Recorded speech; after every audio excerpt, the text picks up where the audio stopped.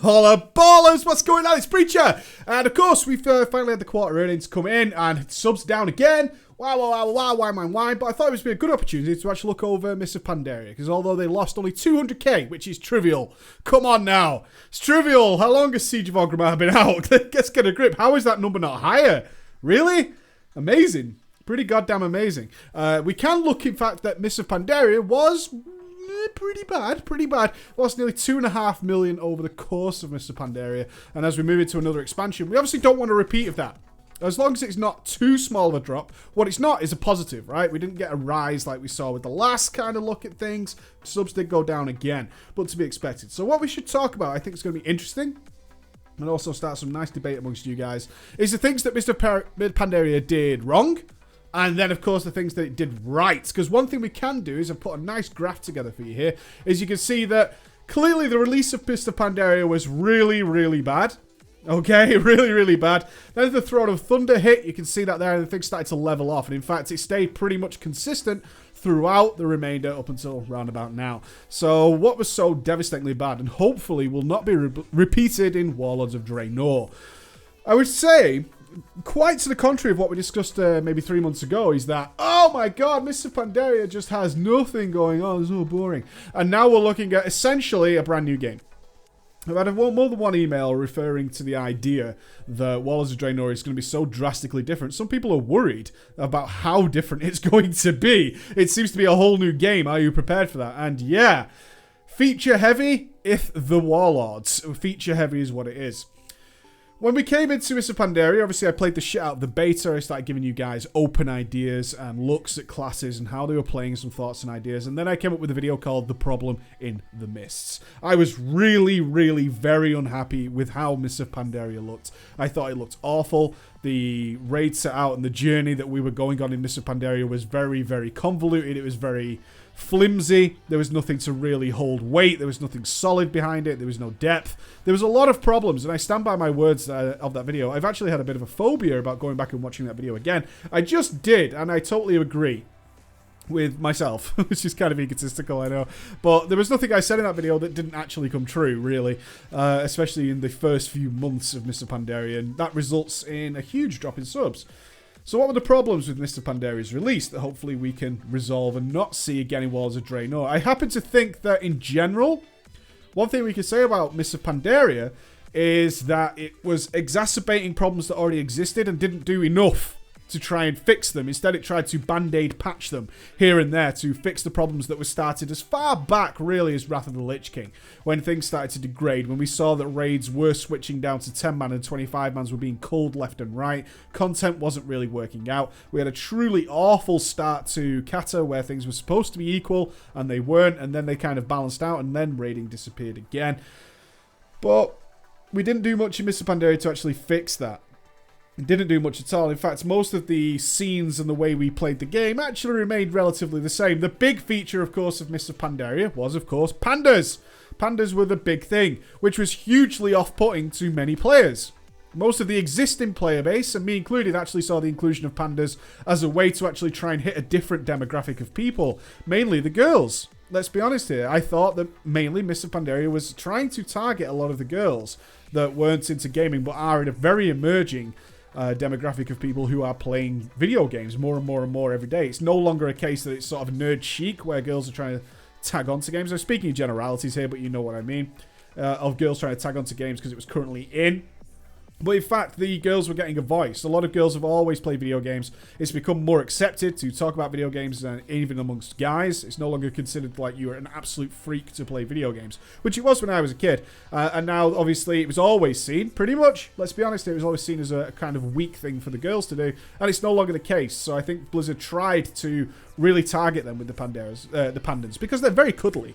They're very cuddly and cutesy. I don't particularly care. It wasn't a feature I was interested in, to be honest. I was interested in the monk class, for sure. But the new race of pandas? No, not particularly. And I made many videos explaining to people that you don't have to roll them by any means. A lot of people are like, quit the game, there's pandas in the game. No, you don't have to roll them. But there you go. So the launch of Mr. Pandaria also lacked a primary protagonist. We were promised a war. I don't know if you remember this. It's how a lot of people forget exactly how Mr. Pandaria launched. But there was the famous speech that we got at BlizzCon 2013 or 2012, I should say, 2012, where we were promised a war. That's what Mists of Pandaria was. It was supposed to have a war. We didn't particularly see any signs of that war for a very, very long time.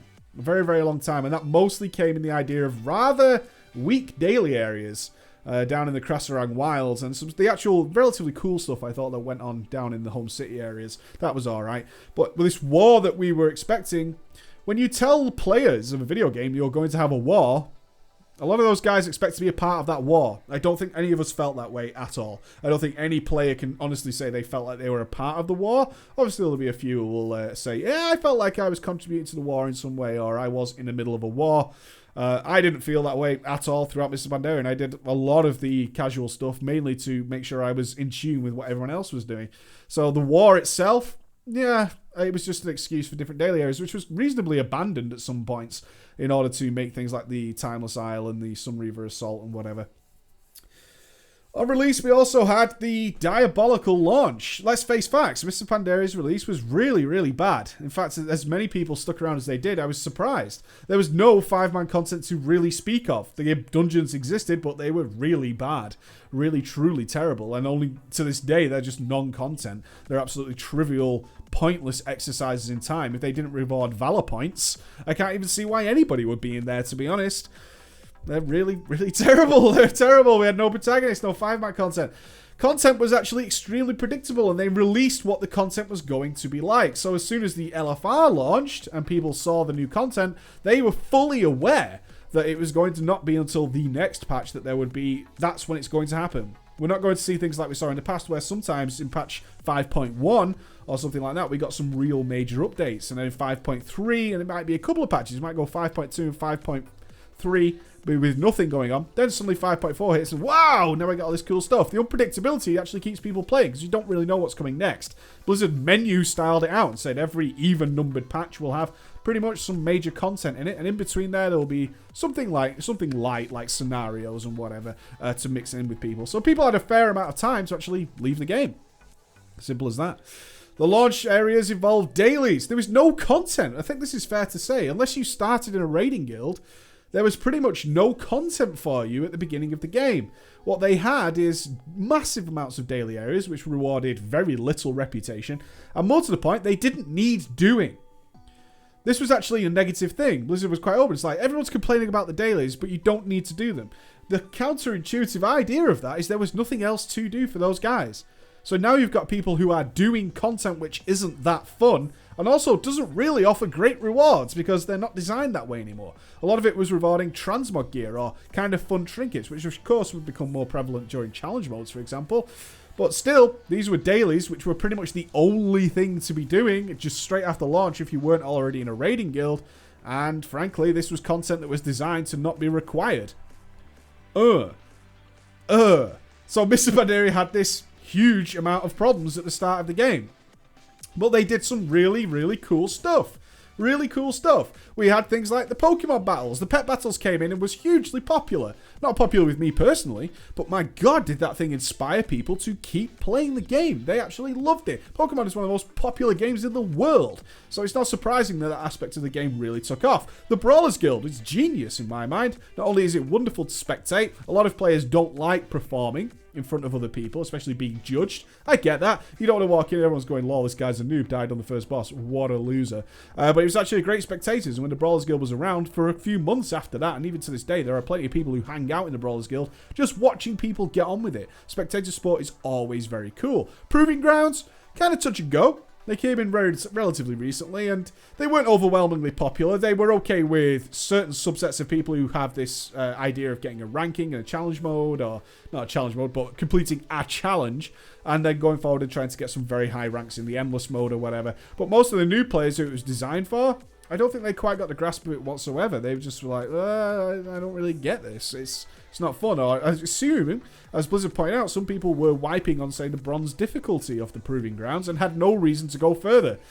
Do they feel embarrassed? Do they just think this is pointless and stupid? I don't know. I don't know the reasons, but just to put the Proving Grounds in there and say, hey, you guys who suck, which is kind of the message that came out with the Proving Grounds, you guys who suck, go and do this. This will help you, and nobody believes they suck. Kind of a big problem there. They don't have a reason to go, and they certainly don't think they suck in the most cases because they complete all the content. This age-old idea that they're still completing content. So I don't suck, it's everybody else who sucks. Therefore, the proving ground means nothing to me, right? So that mentality doesn't really sit well. But although, having said that, stability was there throughout the idea. Even without a central protagonist, Throne of Thunder and Siege of Orgrimmar, very, very good raids. Introduced a lot of good content. I personally don't like the Timeless Isle. I think that's a terrible idea compared to the Sunreaver Onslaught or the idea that came with the Throne of Thunder. I thought it was far better. But see, the Timeless Isle seems to be suiting lots of people. Every time I do visit there to grab some coins for rolls or whatever, then there are plenty of people rocking around that place. So, yeah, that kind of worked out. Kept people busy, gave people things to do that weren't mandatory, but gave good rewards. Scenarios also introduced. Kind of a 50-50 on the scenarios. I've done some research on it today, and they are reasonably popular with some people. I do question if the rewards were removed away, if they weren't, say, the most efficient way of gaining valor points or whatever, would they still be as popular? Scenarios, for me, are a wonderful storytelling technique. They are amazing. The Dagger in the Dark scenario that we do on the Horde side to see what happenings with Vol'jin in the background. Being a part of the actual progression story of the game via scenarios, I think is fantastic. Really good idea. As regular content to be run all the time? Not so much. Not so much. Then it becomes down to a case of, okay, I've seen this story. I'm not here for the story anymore. I know how this plays out. I know what happens. I know that here I need to use this item on that thing. And it becomes a very quick way of gaining some easy rewards. But still, nice regular content that you can get together with people. And of course, the idea that no longer did you get that in LFG. You had to find your own group. Did promote some stability. People were making a lot of new friends. Again, the idea of people not leaving, but still finding a good place to play. So we had this big funnel of people leaving. We were hemorrhaging people at the beginning of Mr. Pandaria, and then it leveled out quite nicely. What else do we think was kind of iffy in Mr. Pandaria? I think this is a key point, is that the Black Prince will gladly remind us on a daily basis, is that Mr. Pandaria is gorgeous. I have to question that from an expansion point of view. Is Mr. Pandaria quite a beautiful place? Yes, but it's also very, very samey. It's very, very samey. The difference between the Krasarang Wilds into the Jade Forest and moving around. In fact, I would always say the Dread Waste really has a unique feel to it. Every other expansion has never had that problem. In fact, Vanilla WoW didn't have that problem. Going from Westfall over to the Dark Place, I forget the name, into the Haunted area, as it is, was extremely different. Moving from that area into Deadwind Pass was hugely different. Moving from there into the Swamp of Sorrows was hugely different. You would traverse a zone into a brand new world every single time. That's really the case of Mr. Pandaria. If we were to look at this theme continuing, sure, we want this Asian theme to continue. It makes a lot of sense for Pandaria. But from a player standpoint, I actually thought the zones were super boring. Really super boring, along with the questing. During the beta process, myself included, made some huge reports to Blizzard that the Jade Forest needed an enormous overhaul because it was awful to level in. It was absolutely boring as tits. I mean, really, really bad, guys. A lot of you might not have played the beta, but a lot of you did because we had the annual pass. How many of you leveled there? I couldn't say. But I'll tell you now, the Jade Forest beginning zones were absolutely disgustingly bad. Blizzard responded by changing it completely. You don't know if you realise, but the Jade Forest was altered, especially its first opening quest to get people into it, was massively changed. But was it better? I would say not. Well, during the beginning of Mr. Pandaria, one of the big videos that I made was explaining that I don't even think the game really got going in terms of being interesting to play in until the Kunlai Summit. Until you reached Kunlai Summit and went up the Veiled Stair and you traverse the tavern and then you go through the tunnel in the mines to actually explore into this new open world, did you feel really like you were changing zones? What we had is a massive levels to achieve in very similar zones with very similar types of quests, which weren't that cool to begin with. I actually think the Hosen quest was particularly quite fun. A lot of references to Duke Nukem and whatever going on there. That was kind of fun. But after that, it was collecting petals, killing rabbits. It was doing all this kind of stuff and you're going, okay, I get it, move on, similar sort of quest. Go and kill these elementals over there. Go and do this over there. This same sort of questing system that we've seen for many years. And in fact, they've done huge steps throughout Cataclysm and Wrath of the Lich King to get away from that style of questing. Nice big long quest chains, nice interesting areas where you didn't return to your quest hub very regularly. You were just out in the world doing your thing. Mr. Pandaria seemed to go backwards on that. Instead said, you know what, we'll have lots and lots of quest hubs. And you're always going backwards and forth. You're not really straying too far from the path, because what we're going to do is give you a little bunch of quests to do in this little area. They're going to not take you too far from it. And then you're going to come back and then you're going to take a flight path, usually predetermined. Somebody you speak to will take you to it, which is then another quest hub. We're doing similar sort of stuff, and it just rinses and repeats. When we hit Kunlai Summit, we had things like the Burlap Trail. We were climbing mountains. We were doing all that kind of stuff going on. There was the Shire of Anger. His ominous presence was felt throughout the zone because you could see him from a mile away. That's when the game was like, okay, now I'm getting it. But for the beginning zones, first 3 zones at least, it was very backwards. A lot of players would have been turned away at that point. Let alone did they reach level cap and realise there wasn't much waiting for them. But leveling in Miss Pandaria, trust me, I had to do it so many times. 11 times I did it. It wasn't exactly the best. Was not exactly the best. It had some serious problems going along with it. And there weren't any features, really. It wasn't feature rich at the beginning to really keep people interested. So the big lessons we need from Wilds of Draenor is that we need a solid start. Perhaps that's why the beta is being delayed this long. The game is in full development, and it has to be said that this has got to be, because we cannot have another Mists of Pandaria launch where there's just nothing going on. We're doing very cliched quests, which have been done to death. Any MMO can put them out. Frankly, I find them lazy from Blizzard. And then relying on really good features to come later, because by then it's too late for a lot of people. It's far too late for a lot of people who can't be arsed with the questing in this style of game, where it's very similar, very samey, very done before. Not an overly interesting story for a lot of people.